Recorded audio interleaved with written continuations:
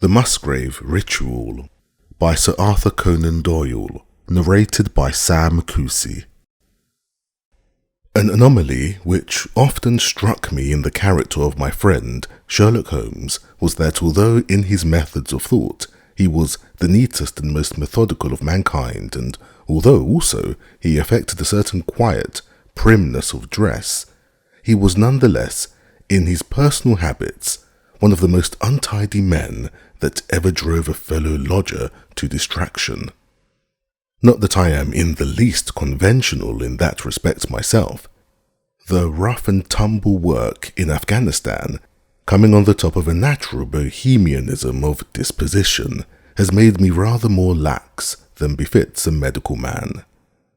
But with me there is a limit, and when I find a man who keeps his cigars in the coal scuttle, his tobacco in the toe end of a Persian slipper, and his unanswered correspondence transfixed by a jackknife into the very centre of his wooden mantelpiece, then I begin to give myself virtuous airs.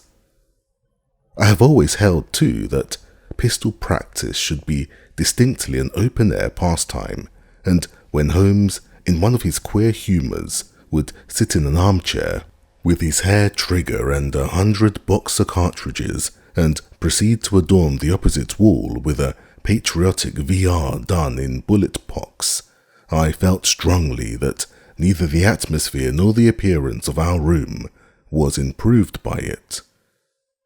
Our chambers were always full of chemicals and of criminal relics which had a way of wandering into unlikely positions and of turning up in the butter dish or in even less desirable places.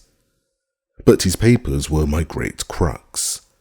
He had a horror of destroying documents, especially those which were connected with his past cases, and yet it was only once in every year or two that he would muster energy to docket and arrange them, for, as I have mentioned somewhere in these incoherent memoirs, the outbursts of a passionate energy when he performed the remarkable feats with which his name is associated were followed by reactions of lethargy, during which he would lie about with his violin and his books, hardly moving save from the sofa to the table.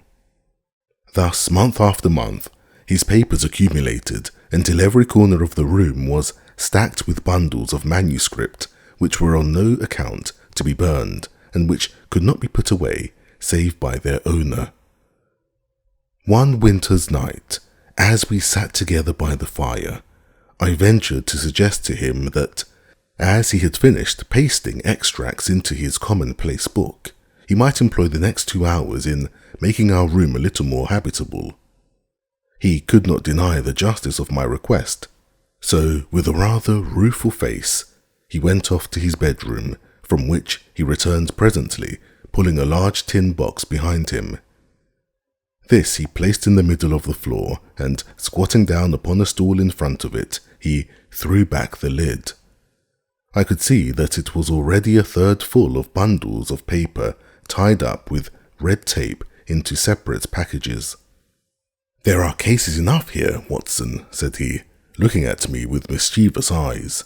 "I think that if you knew all that I had in this box, you would ask me to pull out some instead of putting others in." "These are the records of your early work, then?" I asked. "I have often wished that I had notes of those cases." "Yes, my boy, these were all done prematurely before my biographer had come to glorify me." He lifted bundle after bundle in a tender, caressing sort of way. "They are not all successes, Watson," said he, "but there are some pretty little problems among them. Here's the record of the Tarleton murders, and the case of Vanbury, the wine merchant, and the adventure of the old Russian woman, and the singular affair of the aluminium crutch, as well as a full account of Ricoletti, of the clubfoot, and his abominable wife. And here, now, this really is something a little recherché." He dived his arm down to the bottom of the chest and brought up a small wooden box with a sliding lid, such as children's toys are kept in. From within he produced a crumpled piece of paper, an old-fashioned brass key, a peg of wood with a ball of string attached to it, and 3 rusty old discs of metal. "Well, my boy, what do you make of this lot?" he asked, smiling at my expression. "It is a curious collection. Very curious, and the story that hangs round it will strike you as being more curious still." "These relics have a history, then?" "So much so that they are history." "What do you mean by that?" Sherlock Holmes picked them up one by one and laid them along the edge of the table. Then he reseated himself in his chair and looked them over with a gleam of satisfaction in his eyes. "These," said he, "are all that I have left to remind me of the adventure of the Musgrave Ritual." I had heard him mention the case more than once, though I had never been able to gather the details. "I should be so glad," said I, "if you would give me an account of it." "And leave the litter as it is?" he cried mischievously. "Your tidiness won't bear much strain after all, Watson. But I should be glad that you should add this case to your annals, for there are points in it which make it quite unique in the criminal records of this, or I believe of any other country. A collection of my trifling achievements would certainly be incomplete, which contained no account of this very singular business. You may remember how often the affair of the Gloria Scott and my conversation with the unhappy man whose fate I told you of first turned my attention in the direction of the profession which has become my life's work. You see me now when my name has become known far and wide, and when I am generally recognized by both the public and by the official force as being a final court of appeal in doubtful cases. Even when you knew me first, at the time of the affair which you have commemorated in A Study in Scarlet, I had already established a considerable, though not a very lucrative connection. You can hardly realize, then, how difficult I found it at first, and how long I had to wait before I succeeded in making any headway. When I first came up to London, I had rooms in Montague Street, just round the corner from the British Museum, and there I waited, filling in my too abundant leisure time by studying all those branches of science which might make me more efficient. Now and again, cases came in my way, principally through the introduction of old fellow students, for during my last years at the university, there was a good deal of talk there about myself and my methods. The third of these cases was that of the Musgrave Ritual, and it is to the interest which was aroused by that singular chain of events and the large issues which proved to be at stake that I trace my first stride towards the position which I now hold. Reginald Musgrave had been in the same college as myself, and I had some slight acquaintance with him. He was not generally popular among the undergraduates, though it always seemed to me that what was set down as pride was really an attempt to cover extreme natural diffidence. In appearance, he was a man of exceedingly aristocratic type, thin, high-nosed, and large-eyed, with languid and yet courtly manners.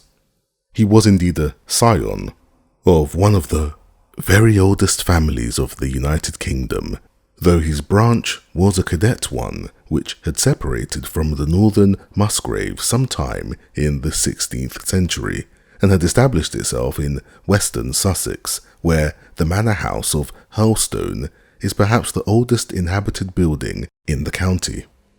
Something of his birthplace seemed to cling to the man, and I never looked at his pale, keen face or the poise of his head without associating him with grey archways and mullioned windows and all the venerable wreckage of a feudal keep.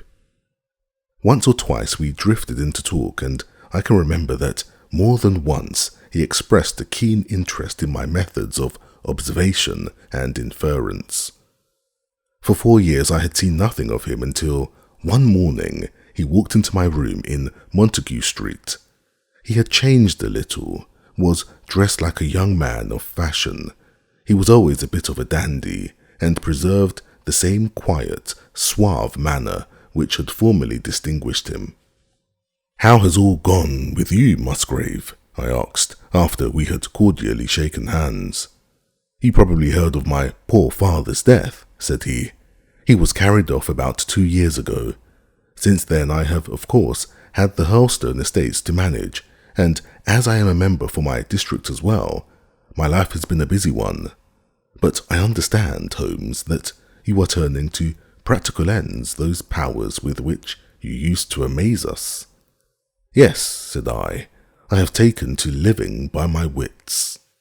"I am delighted to hear it, for your advice at present would be exceedingly valuable to me. We have had some very strange doings at Hurlstone, and the police have been able to throw no light upon the matter. It is really the most extraordinary and inexplicable business." You can imagine with what eagerness I listened to him, Watson, for the very chance for which I had been panting during all those months of inaction seemed to have come within my reach. In my inmost heart I believed that I could succeed where others had failed, and now I had the opportunity to test myself. "Pray, let me have the details," I cried. Reginald Musgrave sat down opposite to me and lit the cigarette which I had pushed towards him. "You must know," said he, "that though I am a bachelor, I have to keep up a considerable staff of servants at Hurlstone, for it is a rambling old place and takes a good deal of looking after. I preserve too, and in the pheasant months I usually have a house party, so that it would not do to be short-handed. Altogether there are 8 maids, the cook, the butler, 2 footmen, and a boy. The garden and the stables, of course, have a separate staff. Of these servants, the one who had been longest in our service was Brunton, the butler. He was a young schoolmaster, out of place when he was first taken up by my father, but he was a man of great energy and character, and he soon became quite invaluable in the household. He was a well-grown, handsome man with a splendid forehead, and though he had been with us for 20 years, he cannot be more than 40 now. With his personal advantages and his extraordinary gifts, for he can speak several languages and play nearly every musical instrument, it is wonderful that he should have been satisfied so long in such a position, but I suppose that he was comfortable and lacked energy to make any change. The butler of Hurlstone is always a thing that is remembered by all who visit us. But this paragon has one fault. He is a bit of a Don Juan, and you can imagine that for a man like him it is not a very difficult part to play in a quiet country district. When he was married it was all right, but since he has been a widower, we have had no end of trouble with him. A few months ago, we were in hopes that he was about to settle down again, for he became engaged to Rachel Howells, our second housemaid, but he has thrown her over since then and taken up with Janet Tregellis, the daughter of the head gamekeeper. Rachel, who is a very good girl but of an excitable Welsh temperament, had a sharp touch of brain fever and goes about the house now, or did until yesterday, like a black-eyed shadow of her former self. That was our first drama at Hurlstone, but a second one came to drive it from our minds, and it was prefaced by the disgrace and dismissal of Butler Brunton. This was how it came about. I have said that the man was intelligent, and this very intelligence has caused his ruin, for it seems to have led to an insatiable curiosity about things which did not in the least concern him.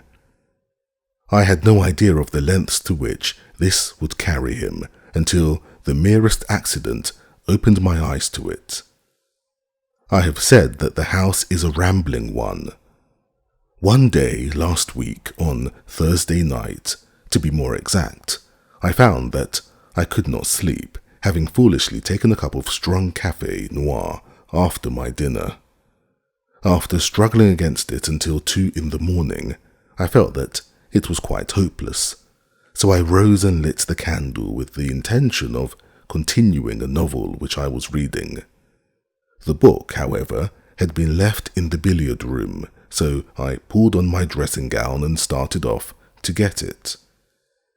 In order to reach the billiard room, I had to descend a flight of stairs, and then to cross the head of a passage which led to the library and the gun room. You can imagine my surprise when, as I looked down this corridor, I saw a glimmer of light coming from the open door of the library. I had myself extinguished the lamp and closed the door before coming to bed. Naturally, my first thought was of burglars. The corridors at Hurlstone have their walls largely decorated with trophies of old weapons, and from one of these I picked a battle-axe, and then, leaving my candle behind me, I crept, on tiptoe, down the passage and peeped in at the open door. Brunton, the butler, was in the library. He was sitting, fully dressed, in an easy chair, with a slip of paper which looked like a map upon his knee, and his forehead sunk forward upon his hand in deep thought. I stood dumb with astonishment, watching him from the darkness. A small taper on the edge of the table shed a feeble light which sufficed to show me that he was fully dressed.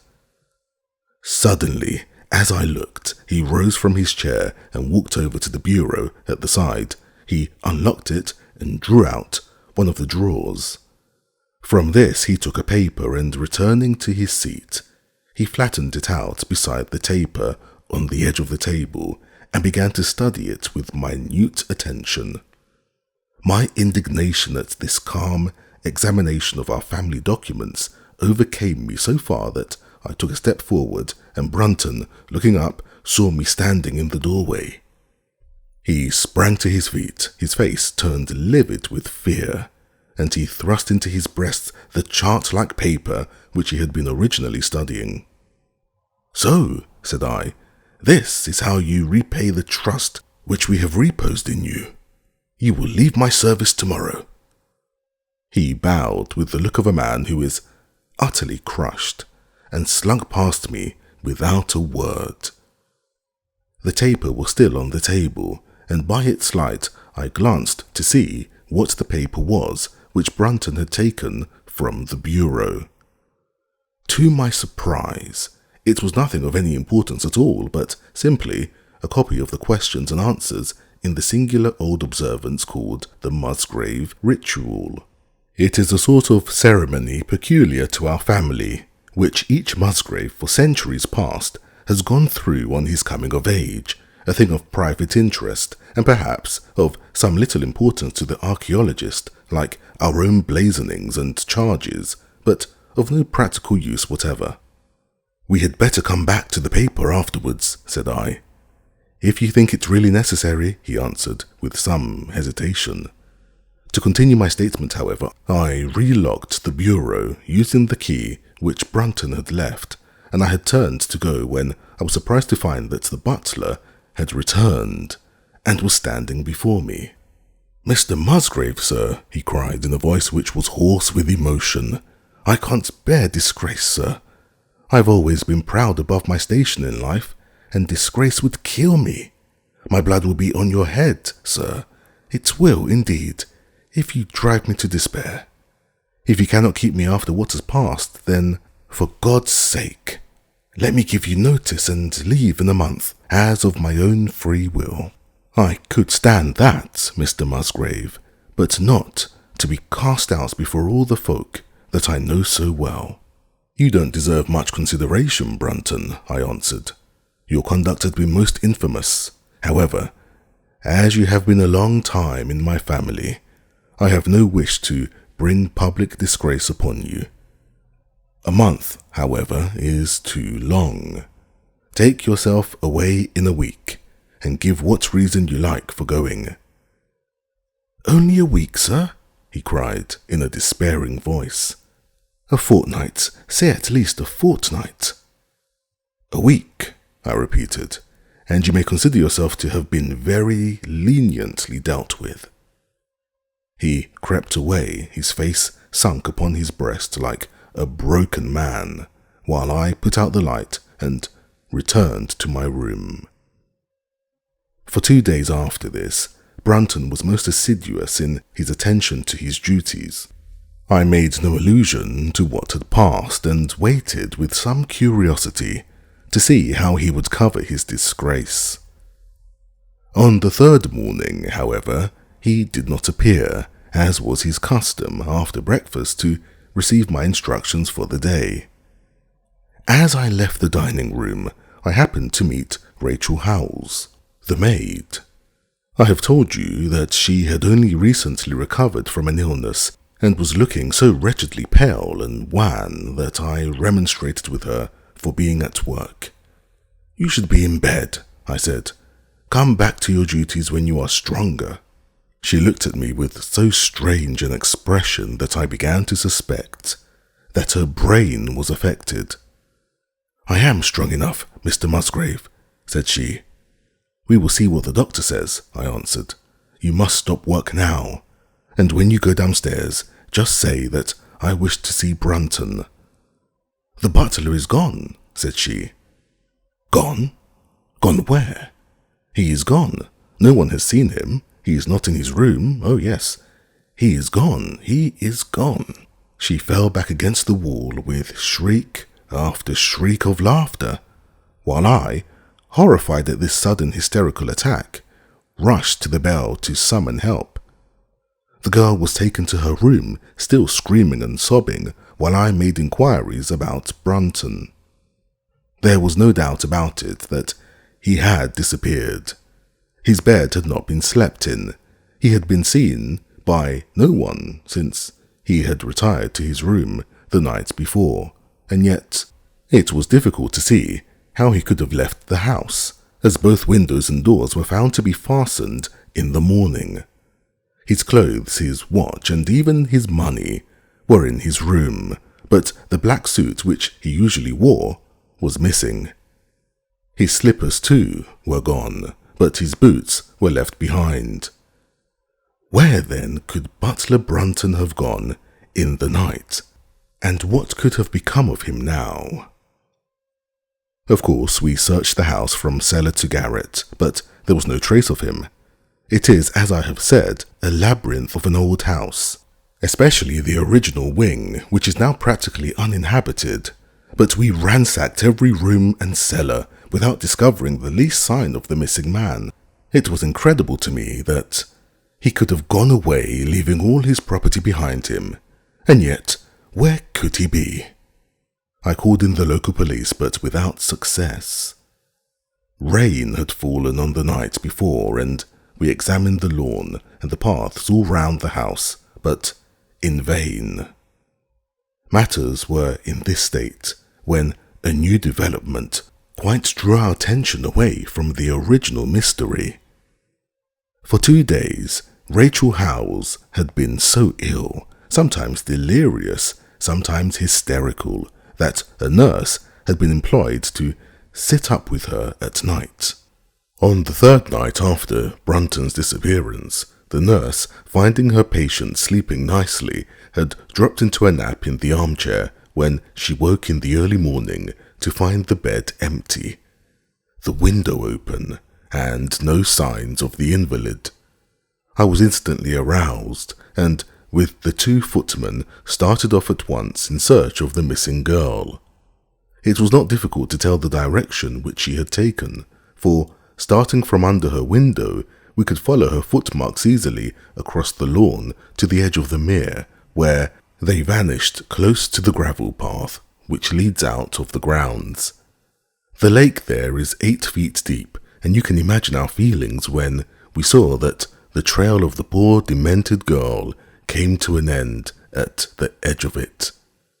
Of course, we had the drags at once and set to work to recover the remains, but no trace of the body could we find. On the other hand, we brought to the surface an object of a most unexpected kind. It was a linen bag which contained within it a mass of old rusted and discoloured metal and several dull-coloured pieces of pebble or glass. This strange find was all that we could get from the mere, and although we made every possible search and inquiry yesterday, we know nothing of the fate of either Rachel Howells or of Richard Brunton. The county police are at their wits' end, and I have come up to you as a last resource. You can imagine, Watson, with what eagerness I listened to this extraordinary sequence of events, and endeavoured to piece them together and to devise some common thread upon which they might all hang. The butler was gone. The maid was gone. The maid had loved the butler, but had afterwards had cause to hate him. She was of Welsh blood, fiery and passionate. She had been terribly excited immediately after his disappearance. She had flung into the lake a bag containing some curious contents. These were all factors which had to be taken into consideration, and yet none of them got quite to the heart of the matter. What was the starting point of this chain of events? There lay the end of this tangled line. "I must see that paper, Musgrave," said I, "which this butler of yours thought it worth his while to consult, even at the risk of the loss of his place." "It is rather an absurd business, this ritual of ours," he answered, "but it has at least the saving grace of antiquity to excuse it. I have a copy of the questions and answers here, if you care to run your eye over them." He handed me the very paper which I have here, Watson, and this is the strange catechism to which each Musgrave had to submit when he came to man's estate. I will read you the questions and answers as they stand. Whose was it? His who is gone. Who shall have it? He who will come. Where was the sun? Over the oak. Where was the shadow? Under the elm. How was it stepped? North by 10 and by 10, east by 5 and by 5, south by 2 and by 2, west by 1 and by 1, and so under. What shall we give for it? All that is ours. Why should we give it? For the sake of the trust. The original has no date, but is in the spelling of the middle of the 17th century, remarked Musgrave. I am afraid, however, that it can be of little help to you in solving this mystery. At least, said I, it gives us another mystery, and one which is even more interesting than the first. It may be that the solution of the one may prove to be the solution of the other. You will excuse me, Musgrave, if I say that your butler appears to me to have been a very clever man, and to have had a clearer insight than 10 generations of his masters. I hardly follow you, said Musgrave. The paper seems to me to be of no practical importance. But to me it seems immensely practical, and I fancy that Brunton took the same view. He had probably seen it before that night on which you caught him. It is very possible. We took no pains to hide it. He simply wished, I should imagine, to refresh his memory upon that last occasion. He had, as I understand, some sort of map or chart which he was comparing with the manuscript, and which he thrust into his pocket when you appeared. That is true, but what could he have to do with this old family custom of ours? And what does this rigmarole mean?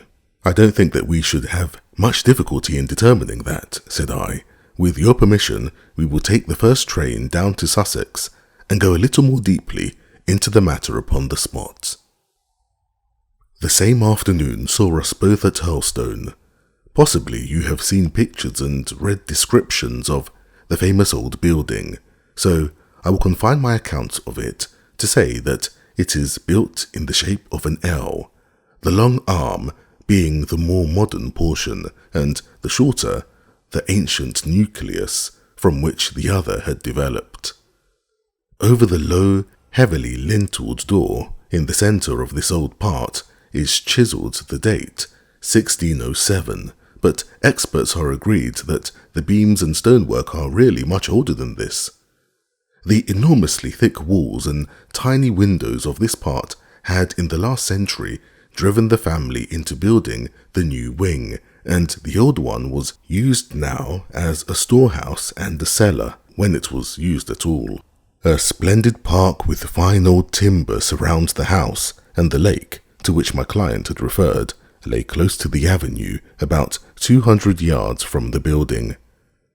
I was already firmly convinced, Watson, that there were not 3 separate mysteries here, but only one, and that if I could read the Musgrave Ritual aright, I should hold in my hand the clue which would lead me to the truth concerning both the butler, Brunton, and the maid, Howells. To that, then, I turned all my energies. Why should this servant be so anxious to master this old formula? Evidently because he saw something in it which had escaped all those generations of country squires, and from which he expected some personal advantage. What was it then, and how had it affected his fate? It was perfectly obvious to me on reading the ritual that the measurements must refer to some spot to which the rest of the document alluded, and that if we could find that spot, we should be in a fair way towards finding what the secret was which the old Musgraves had thought it necessary to embalm in so curious a fashion. There were 2 guides given to us to start with, an oak and an elm. As to the oak, there could be no question at all. Right in front of the house, upon the left-hand side of the drive, there stood a patriarch among oaks, one of the most magnificent trees that I have ever seen. That was there when your ritual was drawn up, said I, as we drove past it. It was there at the Norman Conquest in all probability, he answered. It has a girth of 23 feet. Have you any old elms? I asked. There used to be a very old one over yonder, but it was struck by lightning 10 years ago, and we cut down the stump. You can see where it used to be? Oh yes. There are no other elms? No old ones, but plenty of beeches. I should like to see where it grew. We had driven up in a dog-cart, and my client led me away at once, without our entering the house, to the scar on the lawn where the elm had stood. It was nearly midway between the oak and the house. My investigation seemed to be progressing. I suppose it is impossible to find out how high the elm was? I asked. I can give you it at once. It was 64 feet. How do you come to know it? I asked in surprise. When my old tutor used to give me an exercise in trigonometry, it always took the shape of measuring heights. When I was a lad, I worked out every tree and building in the estate. This was an unexpected piece of luck. My data were coming more quickly than I could have reasonably hoped. Tell me, I asked, did your butler ever ask you such a question? Reginald Musgrave looked at me in astonishment. Now that you call it to my mind, he answered, Brunton did ask me about the height of the tree some months ago, in connection with some little argument with the groom. This was excellent news, Watson, for it showed me that I was on the right road. I looked up at the sun. It was low in the heavens, and I calculated that in less than an hour it would lie just above the topmost branches of the old oak. One condition mentioned in the ritual would then be fulfilled, and the shadow of the elm must mean the farther end of the shadow, otherwise the trunk would have been chosen as the guide. I had then to find where the far end of the shadow would fall when the sun was just clear of the oak. That must have been difficult, Holmes, when the elm was no longer there. Well, at least I knew that if Brunton could do it, I could also. Besides, there was no real difficulty. I went with Musgrave to his study and whittled myself this peg, to which I tied this long string with a knot at each yard. Then I took 2 lengths of a fishing rod, which came to just 6 feet, and I went back with my client to where the elm had been. The sun was just grazing the top of the oak. I fastened the rod on end, marked out the direction of the shadow, and measured it. It was 9 feet in length. Of course, the calculation now was a simple one. If a rod of 6 feet threw a shadow of 9, a tree of 64 feet would throw one of 96, and the line of the one would of course be the line of the other. I measured out the distance, which brought me almost to the wall of the house, and I thrust a peg into the spot. You can imagine my exultation, Watson, when, within 2 inches of my peg, I saw a conical depression in the ground. I knew that it was the mark made by Brunton in his measurements, and that I was still upon his trail. From this starting point I proceeded to step, having first taken the cardinal points by my pocket compass. 10 steps with each foot took me along parallel with the wall of the house, and again I marked my spot with a peg. Then I carefully paced off 5 to the east and 2 to the south. It brought me to the very threshold of the old door. 2 steps to the west meant now that I was to go 2 paces down the stone-flagged passage, and this was the place indicated by the ritual. Never have I felt such a cold chill of disappointment, Watson. For a moment it seemed to me that there must be some radical mistake in my calculations. The setting sun shone full upon the passage floor, and I could see that the old, foot-worn grey stones with which it was paved were firmly cemented together, and had certainly not been moved for many a long year. Brunton had not been at work here. I tapped upon the floor, but it sounded the same all over, and there was no sign of any crack or crevice. But fortunately, Musgrave, who had begun to appreciate the meaning of my proceedings, and who was now as excited as myself, took out his manuscript to check my calculation. "And under," he cried. "You have omitted the 'and under.'" I had thought that it meant that we were to dig, but now, of course, I saw at once that I was wrong. "There is a cellar under this, then?" I cried. "Yes, and as old as the house. Down here, through this door." We went down a winding stone stair, and my companion, striking a match, lit a large lantern which stood on a barrel in the corner. In an instant it was obvious that we had at last come upon the true place, and that we had not been the only people to visit the spot recently.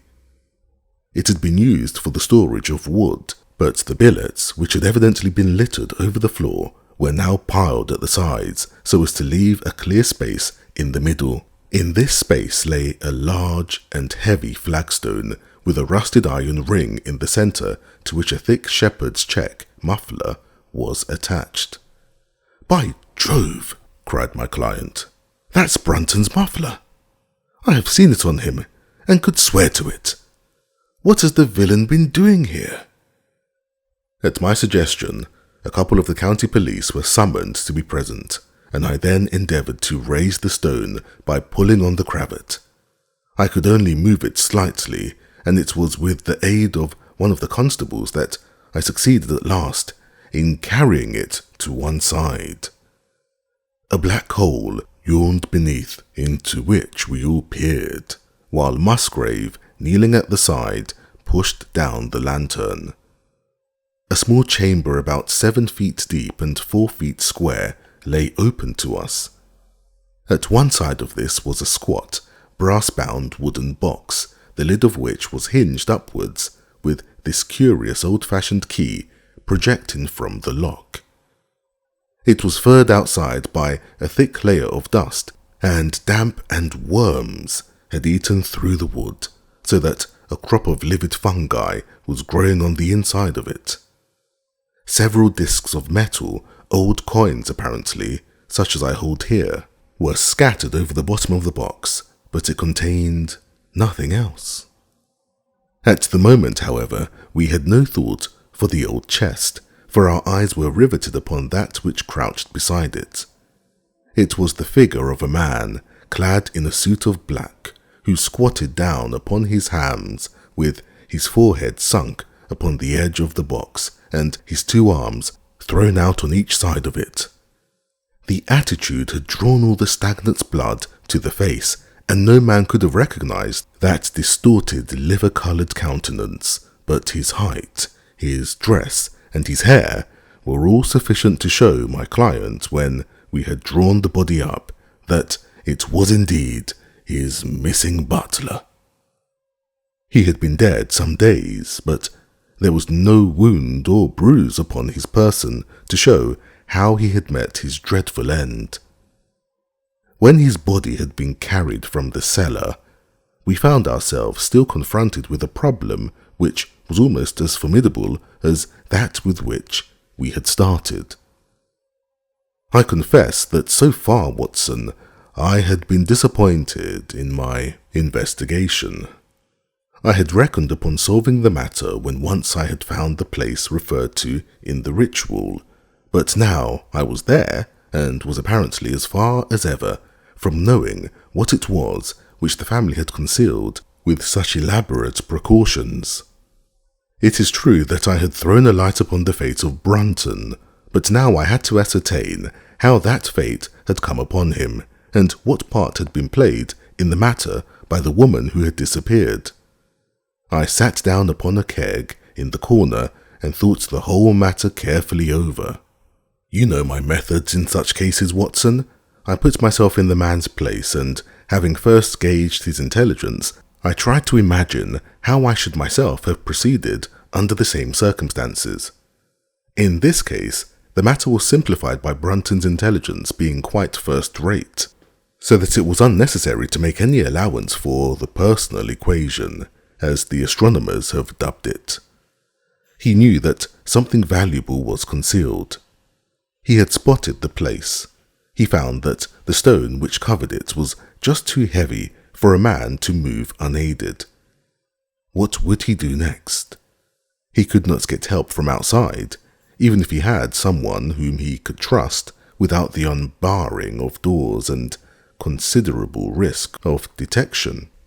It was better, if he could, to have his helpmate inside the house. But whom could he ask? This girl had been devoted to him. A man always finds it hard to realize that he may have finally lost a woman's love, however badly he may have treated her. He would try by a few attentions to make his peace with the girl Howells and then to engage her as his accomplice. Together, they would come at night to the cellar, and their united force would suffice to raise the stone. So far I could follow their actions as if I had actually seen them. But for two of them, and one a woman, it must have been heavy work, the raising of that stone. A burly Sussex policeman and I had found it no light job. What would they do to assist them? Probably what I should have done myself. I rose and examined carefully the different billets of wood which were scattered round the floor. Almost at once I came upon what I expected.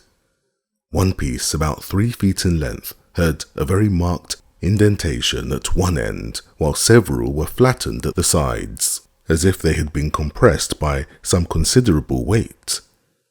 Evidently, as they had dragged the stone up, they had thrust the chunks of wood into the chink, until at last, when the opening was large enough to crawl through, they would hold it open by a billet placed lengthwise, which might very well become indented at the lower end, since the whole weight of the stone would press it down onto the edge of this other slab. So far I was still on safe ground. And now, how was I to proceed to reconstruct this midnight drama? Clearly, only one could fit into the hole, and that one was Brunton. The girl must have waited above. Brunton then unlocked the box, handed up the contents presumably, since they were not to be found, and then what happened? What smouldering fire of vengeance had suddenly sprung into flame in this passionate Celtic woman's soul when she saw the man who had wronged her, perhaps, far more than we suspected, in her power? Was it a chance that the wood had slipped and that the stone had shut Brunton into what had become his sepulchre? Had she only been guilty of silence as to his fate? Or had some sudden blow from her hand dashed the support away and sent the slab crashing down into its place? Be that as it might, I seemed to see that woman's figure still clutching at her treasure trove and flying wildly up the winding stair with her ears ringing, perhaps, with the muffled screams from behind her, and with the drumming of frenzied hands against the slab of stone which was choking her faithless lover's life out. Here was the secret of her blanched face, her shaken nerves, her peals of hysterical laughter on the next morning. But what had been in the box? What had she done with that? Of course, it must have been the old metal and pebbles which my client has dragged from the mere. She had thrown them in there at the first opportunity to remove the last trace of her crime. For 20 minutes I had sat motionless, thinking the matter out. Musgrave still stood with a very pale face, swinging his lantern and peering down into the hole. "These are the coins of Charles I," said he, holding out the few which had been in the box. "You see, we were right in fixing out our date for the ritual." "We may find something else of Charles I," I cried, as the probable meaning of the first two questions of the ritual broke suddenly upon me. "Let me see the contents of the bag which you fished from the mere." We ascended to his study, and he laid the debris before me. I could understand his regarding it as of small importance when I looked at it, for the metal was almost black, and the stones lustreless and dull. I rubbed one of them on my sleeve, however, and it glowed afterwards like a spark in the dark hollow of my hand. The metalwork was in the form of a double ring, but it had been bent and twisted out of its original shape. "You must bear in mind," said I, "that the royal party made head in England even after the death of the king, and that when they at last fled, they probably left many of their most precious possessions buried behind them, with the intention of returning for them in more peaceful times. My ancestor, Sir Ralph Musgrave, was a prominent cavalier and the right-hand man of Charles II in his wanderings," said my friend. "Ah, indeed," I answered. "Well now, I think that really should give us the last link that we wanted. I must congratulate you on coming into the possession, though in rather a tragic manner, of a relic, which is of great intrinsic value, but of even greater importance as an historical curiosity." "What is it then?" he gasped in astonishment. "It is nothing less than the ancient crown of the kings of England." "The crown?" "Precisely. Consider what the ritual says. How does it run? Whose was it? His who is gone. That was after the execution of Charles. Then, who shall have it? He who will come. That was Charles II, whose advent was already foreseen. There can, I think, be no doubt that this battered and shapeless diadem once encircled the brows of the royal Stuarts. And how came it in the pond? Ah, that is a question that will take some time to answer, and with that I sketch out to him the whole long chain of surmise and of proof which I had constructed. The twilight had closed in, and the moon was shining brightly in the sky before my narrative was finished. "And how was it then that Charles did not get his crown when he returned?" asked Musgrave, pushing back the relic into its linen bag.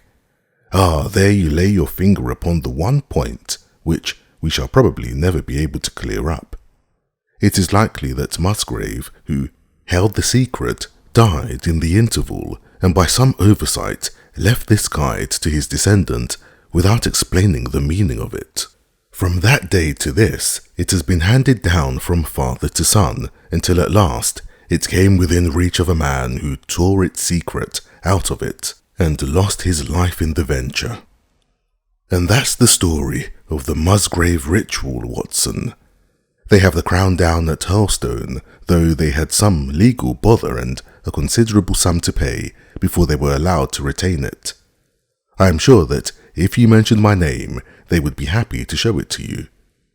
Of the woman nothing was ever heard, and the probability is that she got away out of England and carried herself and the memory of her crime to some land beyond the seas.